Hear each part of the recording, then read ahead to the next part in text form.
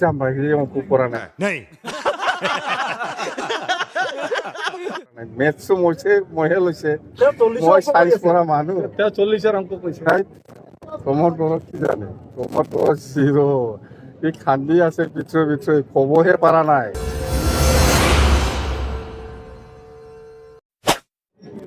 কবহে পারা নাই খান্দি আছে ভিতরে ভিতরে সরকার আর নাই जायफोरा बे बिटिआरखौ सोसननायाव इन्टारेस्ट होनानै जोंनि गफुरखौ माने बिटिआराव सोसननानै मोजां हाबा मावदों बिथांमोनखौ जोङो दिनै गोबां थेंक्स बावदों आरो जोंनि इउपिपिएल दोलोनिनो चिफ प्रमद बर' सारनो जों रोजा रोजा साबायखर बावदों आरो लोगोसे बिटिआरनि सागानगिरिफोर बिथांमोननिसिमबो जोङो रोजा रोजा साबायखर बावदों जों जोबोद गोजोननाय मोनदों आरो बे गोजोननायखौ रायजो राजानोबो जों फोरमायनाय जादों बिथांमोनाबो गोजोनफादों जोंनि गेजेराव फैनायखौ जोङो मोनथिगौ बिथाङा माने धनस्री समस्तिनि सासे बिजाथि बे बिजाथिया निश्चय बुंलांनायखौ जों एसे दुखु मोनदों किन्तु मोनसे खोथाया बेनो बे बिथांनि जि दोलो बे दोलोआ माने जोंखौ बिटिआराव हाबनायाव गोबां हेंथा दंमोन आरो बिथांमोननि बे इसिङारि जोंनिनो बे बर' दैदेनगिरिफोरनि थाखायनो जोंनि बे सुक्तिया जोबोद बेले बेजेनि गेजेरजों दुखु खस्थ सहायनानै जाबाय नाथाय बिथांमोना जोंखौ सोनायाव जेबो इन्टारेस्ट गैयामोन बेखायनो बिथाङा जि बाथ्रा बुंदों बेखौ जों फेक्टर होननानै गफुरबासिया साननानै लायाखै आरो पार्सनेलिटी हिसाबै बुंगोन बिथाङा गफुरनिनोमोन आरो बिथाङा खोब बर'नि आन्दलनाव एनडिएफबि हिसाबै गोबां बावसोमदोंमोन बेनि थाखाय जों बिथांखौ थेंक्स बावनांगोन नाथाय बिथाङा जाय दोलोआव दङ बे दोलोआ जोंखौ बिटिआराव सोनायाव एबा गफुरबासिनि सनितपुर आरो बिश्वनाथनि मोजां खोथा सिन्था खालामनो हायाखैमोन बरंस बिटिआरनि बे 3.1 बेखौ बिथांमोननि दोलोनि माखासे दैदेनगिरिफ्रा केस होदोंमोन दा बे बेलायाव बर' गफुर आरो सनितपुर बिश्वनाथनि गासैबो रायजो राजाया बे दला जे जोंखौ बिटिआर हाबनायाव केस होनानै बे 3.1 माबाखौ दफाखौ बोखारनो नाजादोंमोन बे बाथ्राखौ गफुरनि गासैबो रायजोआ मोनथिगौ बेखायनो बिथाङा मानसि हिसाबै गफुराव जों मोजां मोनो किन्तु बिथांनि दोलो हिसाबै जों माब्लाबाबो मोजां मोना बिथांखौ जों गफुरबासिया मोजां भटआव देरहाहोनो हागौमोन नाथाय बिथाङा इउपिपिएल दोलोआव जुदि जइन जानायमोनबा दिनै बिथांखौ जों मोजां मोननायनि जेबो ओंथि थाया मानोना बिथांनि दोलोआ जोंखौ गफुर रायजोखौ दुखु होदों खुलुमबाय रायजोफोर आरोबाव बिथांखि ब्लग इउट्युब चेनेलनिफ्राय रायजो राजा बयनिसिमबो गोजोननाय बावहरग्रोनाय जाबाय स' रायजोफोर नोंथांमोनाथ' नुखाबाय गिबियावनो बिपिएफनि चिफ हाग्रामा महिलारि सारा मा बाथ्रा बुंदों बेसेबां गनायजाथाव बे बाथ्राया नोंथांमोनाबो बयबो मिथिखागौ सासे नलेज गोनां लिडारनि खुगानि रावा बेफोरबायदि माब्लाबाबो जाथावना नङा बेखौ जों साफ्रोमबो बुजिनो गोरों मानसिफ्रा मोनथिखायो बेनिखायनो आं एसेबां बुंनो होननानै साना नाथाय आं मोनसे बाथ्राखौ बुंनो सानदों हाग्रामा महिलारि सारा साइन्स फरायनायनि थाखायनो साबजेक्टखौ कमप्लिट खालामनो रोङिनि थाखाय खर'आ एसे गाज्रि दिनै जों बेखौनो बुंनांगोन रायजोफोर फै अब्ला दानिया जोङो धोनस्री बियाबनि सिङाव थानाय बिपिएफ पार्टिनि एमसिएलए प्रेस मुसाहारि सारनि सायावहाय माखासे बाथ्रा सावरायनोसै गिबियाव नोंथांमोना बिथांनि रावखौनो एसे खोनासंनानै लाग्रोदो बिनि उनाव आङो फंनैसो बाथ्रा बुंनाय जागोन जोंनि माने सनितपुरनि माखासे 60 गामि सोनाय गामिफोरनि गेजेराव नैबे जोंहा धनस्री समस्तियाव 28टा गामि आरो बिदिनो रौता समस्ति आरो हरिसिंगा समस्तियाव जितु सोसनजाबाय बेखौ सोसनजानाय हिसाबै जितु जोङो बिपिएफनि सासे जों बिजाथि जितु जागोन फैबाय थानाय सेप्तेम्बर मासाव इलेक्सन जानो गोनां बे बिसायख'थियाव जितु जों गेलेगोन हिसाबै जोंहा धनस्री समस्तियाव गोलैनाय हिसाबै जोङो 25 तारिख खालि जों थांदोंमोन गफुराव बे थांनायनि बेलायाव दानि बर्तमान इउपिपिएलनि माखासे दैदेनगिरिफ्रा जि धरनाव बाथ्रा बुंदों बिथांमोननि बुंनाय बाथ्रानि सायाव आं फंनैसो रायजो राजानि खाथियाव मोनसे बाथ्राफोरखौ मोनसे बुंनो सानदों मानोना बिथांमोना जि बाथ्राखौ बुंदों बिसेसके बिथांमोना बुंदों जे आंनि सायाव प्रेस मिनिस्टार बिथाङा दिनै गफुराव फैनानै मानो भट बिफैदों मानो बुंदों बिथांमोना बिपिएफ हिसाबै बे गामि बारायजानाय माखासे एक्सटेनसनफोरखौ बाजादों बेबायदि धरनाव बिथांमोना नंखाय बाथ्रा बुंनानै रायजोनि गेजेराव रं मेसेज बिथांमोना होनो नागिरदों आं बेखौनो बुंनो सानो बिपिएफआ मालाब्लाबो नैबे सनितपुर आरो बिश्वनाथ डिस्ट्रिक्टनि बर'फोर माने बारायजानायखौ मालाबाबो बाजायाखै आरो बिनि सायाव बिपिएफआ केस होआखै बिथांमोना मोनथिगौना मोनथिया जाय बिथांमोना दिनै माने बे PIL होदोंमोन बे PIL होग्रा बिथांमोना मा खारनाव होदोंमोन मानो होदोंमन दा बिथांमोना सोंथों दा बे मानसिफ्रा दिनै गावसिनि दलावनो दंहैयो जोंहा बारग' मन्थ्रि मानगोनां चन्दन ब्रह्म बिथाङानो होदोंमोन दा बर्तमान डिपुटिनि चिफ मानगोनां माने जोंहा माने फांफा बरगयारि बिथांमोनानो होदोंमोन हितेश बसुमतारी मोननाव सोंबानो जाबाय बिथांमोना मानो थाखाय माने PIL होनायमोन दा बेखौ BPF दाय होनानै बिथांमोना नंखाय रायजोनि गेजेराव मेसेज होनो नागिरदों BPF मालाब्लाबो सनितपुर बारायजानायखौ बायाखै आरो रावबो होबथाफेराखै जोंनियाव बिदि डिसिसनबो गैया नंखायनो दिनै जों बेखौसो बुंगोन जे बिथांमोना बुंनो नागिरदों जे सनितपुर डिस्ट्रिक्टआव थांनानै मानो भट बिहैदों मानो बिदि बुंलाबायफैदों होनना बुङो आरे जों सासे सनितपुरनि रायजो राजाजों गोबां बोसोर आन्दोलन थानानै मावबोनाय हिसाबै जोंहाबो दायित्व दं जोङो मावनांगोन आरो जोङो दिनै BTCनि सासे माने सुबुं हिसाबै दिनै मोनसे जोंनो हांबिधानिक अधिकार होनाय हिसाबै जोङो बेखिनिखौ जों मावखाहैगोन ओंखायनो दिनै माखासे UPPनि दैदेनगिरिफ्रा जि बाथ्राखौ बुंदों बिराद साननो गोनां बिथांमोना BPFआ भट बिहैनो मोना BPFआ माने थाङोब्ला हयथ' BPFनिफ्राय भट होनाङा सोरबा बुंलाबायनो नागिरदों बेहाय माने प्रेस मोसाहारिया बेहाय मा कन्ट्रिबिउसन दं होनना बुंनो नागिरदों कन्ट्रिबिउसन दंना गैया बेखौ आङो नोंथांमोननो जायफोर दिनै बिथांमोना बेहाय माखासे ससियेल मिडियानि गेजेरजों बाथ्रा बुंदों आंनो बिपुल बसुमतारी बिथांनिफ्राय बे कन्ट्रिबिउसन दंना गैया बेखौ आं नोंथांनिफ्राय सार्टिफिकेट नाङा नोंगौ जोङो खोनानो मोनबाय प्रेस मोसाहारि सारा दिनैनि समावहाय दोनस्रि बियाबावहाय गावखौहाय जेनगोनखौ नुहुरखानानै गोबांथार बाथ्रा बुंबाय गावखौनो बासायनो थाखाय दिनैहाय माखासे बाथ्राफोरखौहाय बुंनानै होबाय नाथाय मेन जाहोना जाहैबाय प्रेस मोसाहारि सार नोंथांनि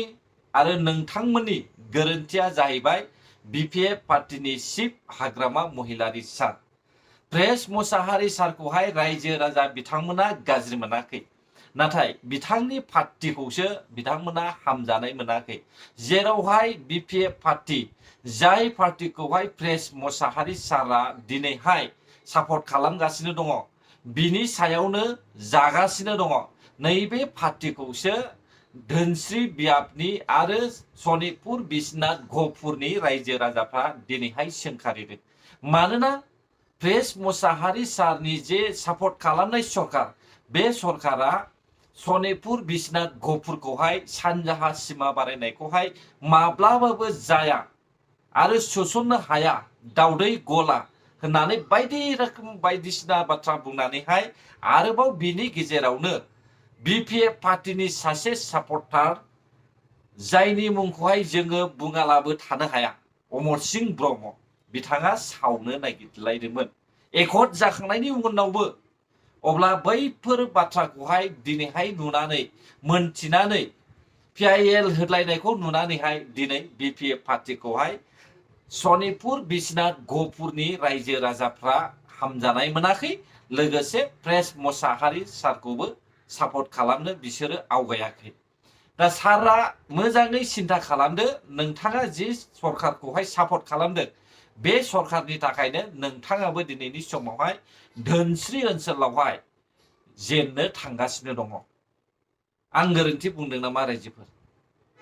दिनैहाय प्रेस मोसाहारि सारा हयथ' सानदों जानो हागौ गहपुर सनितपुर बिश्वनाथ बे एरियाखौहाय सोसननायनि खामानिखौहाय हयथ' बिथाङा सानदोंमोन जानो हागौ नाथाय बिथांनि पार्टीया माब्लाबाबो सानजाहा सिमा बारायनायखौहाय हास्थायफेराखैमोन आरो हायाबो होननानै बुंदोंमोन आरो लोगोसे PILबो होनानै दोनलायदोंमोन आरो एकट जाखांनायनि उनावबो बे एकटनि दफाखौहाय सावनो नागिरलायदोंमोन अब्ला माब्रै प्रेस मोसाहारि सारखौहाय BPF पार्टीनि MCLA नुखानानैहाय माब्रै सापर्ट खालामनो सार नोंथाङाबो एसे सिन्था खालामदो नोंथाङा BPF पार्टीयाव थानायनि अनगायै BPFनिफ्राय ओंखारनानैहाय गुबुन मोनसे पार्टीयावहाय सापर्ट खालामोब्ला हयथ' नोंथांखौहाय UPPLआव सापर्ट खालामोब्ला नोंथांनि जि सिट जे बिबान बेयो हयथ' फैफिननो हागौ दा जानो हागौ नैबेसोर माखासे बिमा माहारिफोरनि खौरांखौ खोनानानैहाय आरो माखासे दैदेनगिरिफोरनि खौरांखौ खोनानानैहाय प्रेस मोसाहारि सारा दिनैनि समावहाय खर' गाज्रि जादों हयथ' बिथाङा गाद्दि गोमासिगोनखौहाय नुहुरखादों बेनिखायनो नंगौ बाथ्राफोरखौहाय बिथाङा बेखेवनानै होनो सेस्था खालामदों। सोरखौबा चन्दन ब्रह्म सारखौ सोरखौबा खाम्फा बरगयारी सारखौहाय आसि दिन्थिनानैहाय गावखौहाय सेभ खालामनो साननायाबो मोजां नङा।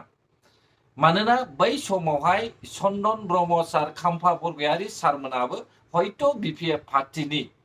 बुंनाय मथेसो बिथांमोना खामानिखौ मावदोंमोन आरो बिथांमोना हामजानाय मोननायनिनो साबजानायखौ नुयैनि थाखायनो दिनै बिपिएफ पार्टीखौहाय एंगारनानैहाय इउपिपिएल पार्टीयाव फैदों। हयथ' बिथांमोना बे खामानिखौ मावनो गोसो गैयामोन, नाथाय मुरायानो जुदि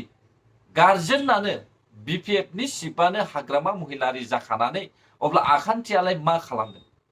आखान्थिया जेखि जाया साना बे मोनसेबो जाफुङा। मुराया बुंनाय गासिबो बाथ्रायासो मानिजोबनांगौ, बिनि खोथाखौसो खोनासंजोबनांगौ होननानै जोङो खोनानो मोनखाबाय। अब्ला बै आखान्थि इयुन खारफाग्रा थाफाग्रा मानसिफ्रा माब्रै